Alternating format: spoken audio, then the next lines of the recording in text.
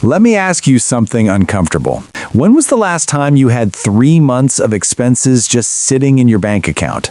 Not invested, not in a retirement fund, just available. Cash you could access tomorrow if something went wrong. If you can't remember, or if the answer is never, you're not alone. And here's what's strange about that. Most people in the United States and Europe earn more money than their grandparents ever dreamed of. We live in the wealthiest societies in human history, so why does it feel like we're constantly one emergency away from financial chaos?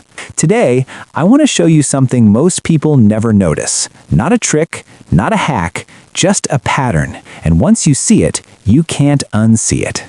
Let's talk about Sarah. She's 28. She lives in Austin, Texas. She has a bachelor's degree and works in marketing. She makes $65,000 a year. That sounds decent, right? That's more than the median household income in most American cities. Here's what Sarah's money actually looks like. She brings home about $4,100 a month after federal tax, state tax, and Social Security. Her rent for a one-bedroom apartment is $1,650. That's the going rate in Austin. Not luxury, just normal. Her car payment is $420 a month. She bought a used Honda Civic 3 years ago. Smart choice, people said. Reliable. The insurance is another $130. Gas is about $180. Her student loan payment is $310 a month. She went to a state school. She wasn't reckless. She owes $28,000 still. So far, we're at $2,690. She hasn't eaten yet. She hasn't bought soap or paid for internet or gone to the dentist. Let's keep going. Groceries, about $400 a month. She cooks at home most nights. Utilities, $110. Phone bill, $75. Internet, $60. Health insurance through work costs her $150 a month after the employer contribution. Streaming services, let's say $30 total. She's sharing Netflix. Gym membership, $45. That's not indulgent, that's normal. We're now at $3,560. She has $540 left for the entire month. That needs to cover everything else. Clothes, haircuts, birthday gifts, coffee, drinks with coworkers, an oil change, toothpaste, paper towels, a copay at the doctor, and God forbid her car breaks down. Sarah is not living irresponsibly. She's not buying designer bags or taking international vacations. She's doing what everyone told her to do. She went to college, she got a decent job, she drives a sensible car, she rents a normal apartment, and she's stuck. Now let me show you the part that no one explains clearly. Sarah's car payment is $420 a month. Over 5 years, that's $25,200. But the car was only worth $22,000 when she bought it. The extra $3,200 is interest. That's money she paid for the privilege of not having $22,000 3 years ago. Her student loans? At 5% interest, she'll pay about $6,400 in interest alone before that debt is gone. That's $6,400 that doesn't reduce what she owes. It just disappears. Now let's imagine Sarah has one bad month. The car needs new brakes. $800. She doesn't have $800 sitting around, so it goes on the credit card. The credit card charges 22% interest. If she pays the minimum, that $800 repair will cost her over $1,100 by the time it's paid off. Here's the invisible weight. Sarah is paying about $730 every single month just to service debt. That's 18% of her take-home income going to interest and past decisions. Not building anything, not investing in her future, just keeping her head above water.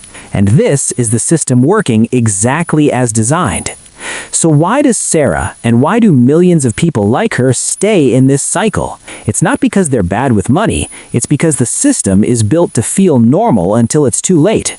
Think about how we're taught to make financial decisions. We're told to think in monthly payments. Can you afford $420 a month? Yes? Then you can afford the car.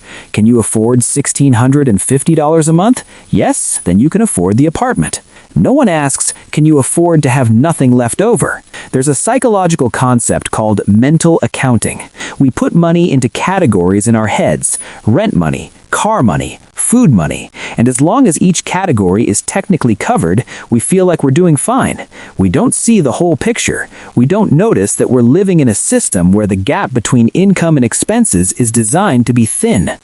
And here's the cruelest part. It's not just accepted, it's celebrated.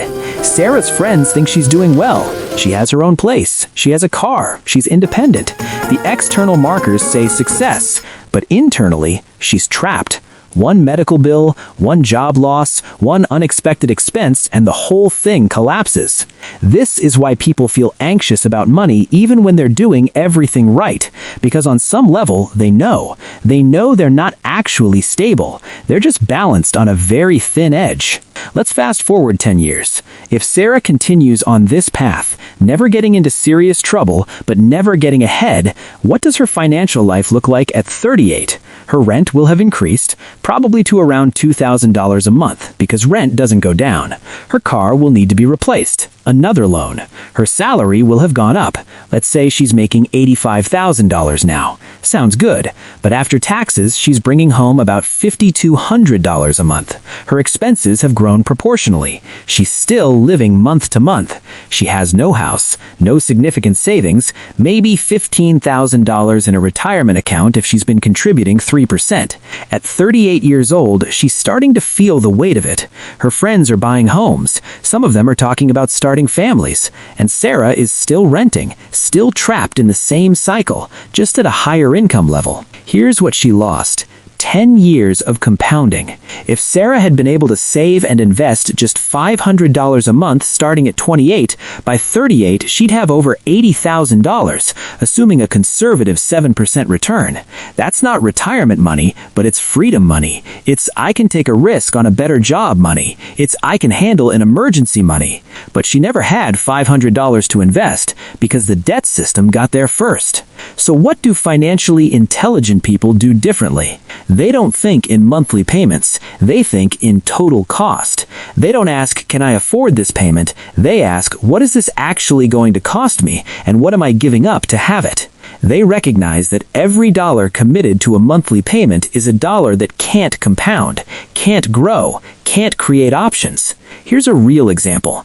Let's say someone else in Sarah's position, same salary, same city, makes one different choice. Instead of spending $420 a month on a car payment, they buy a $7,000 used car in cash. Not as nice, a little older, but functional. That frees up $420 a month. Over 5 years, that's $25,200. But it's not just $25,200 sitting in a pile. If they invest that $420 every month, in 5 years they have over $30,000. And that $30,000 keeps growing. In another 5 years, it's close to $90,000 without adding another cent. That's the difference between trapped and free. One car decision. Financially intelligent people also recognize something else. The system profits from your impatience. Car companies, credit card companies, banks, they all make money when you need it now, when you can't wait, when you finance your life instead of funding it. So they wait, they delay gratification, not because they're special or disciplined, but because they understand the math. They've seen the cost of impatience, and they've decided it's too high. Here's the truth that no one wants to say out loud. The debt system isn't broken, it's working perfectly. It's just not working for you. It's designed to keep you paying, to keep you one emergency away from trouble, to make you feel like you're doing fine when really you're just treading water. And the frustrating part, most people don't even realize they're in it. They think this is just how life works. You get a job, you get a car payment, you get a credit card, you pay your bills. And you repeat. But it doesn't have to be that way. The moment you stop thinking in monthly payments and start thinking in total cost, everything changes. You start to see the game, and once you see it, you can't stop playing it. I'm not saying it's easy. It's not, especially if you're already in the system. But it is possible, and it starts with just seeing it clearly. Not with guilt, not with shame, just with clarity. If this changed the way you think about your own money, consider subscribing. I break down these kinds of patterns every day. Calmly, clearly, no hype, just reality. Thanks for watching.